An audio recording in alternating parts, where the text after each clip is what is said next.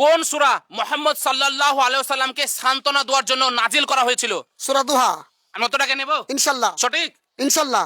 আপনার উত্তরটা একদম সঠিক হয়েছে। তাহলে কি আপনি আমাদের সেই সূরাটুকু একটু শোনাতে পারবেন? ইনশাআল্লাহ। বলুন। আউযু বিল্লাহি মিনাশ শাইতানির রাজীম।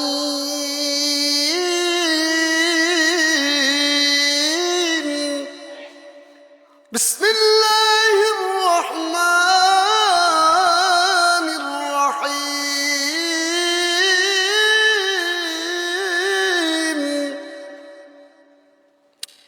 والضحى والليل إذا سجى ما ودعك ربك وما قلى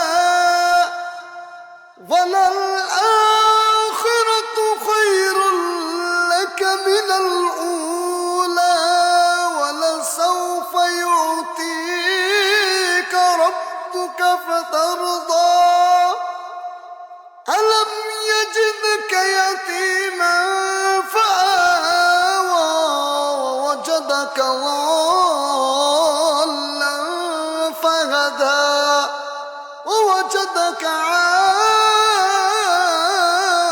عائلا فأغنى فأما اليتيم فلا تقهر وأما السائل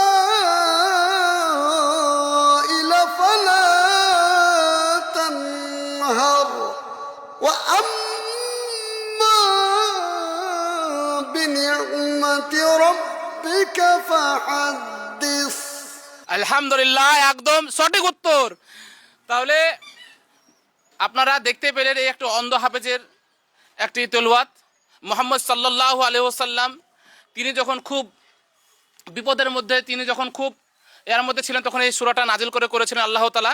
তো আপনারা আপনি কোরআনের হাফেজের জন্য দোয়া করবেন এবং আপনারা ভালো থাকবেন, সুস্থ থাকবেন। এমন করে ভিডিওটা শেয়ার করুন, প্রত্যেকটা যেন বাড়িতে যেন ভিডিওটা পৌঁছে যায়। আসসালামু আলাইকুম ওয়া রাহমাতুল্লাহ।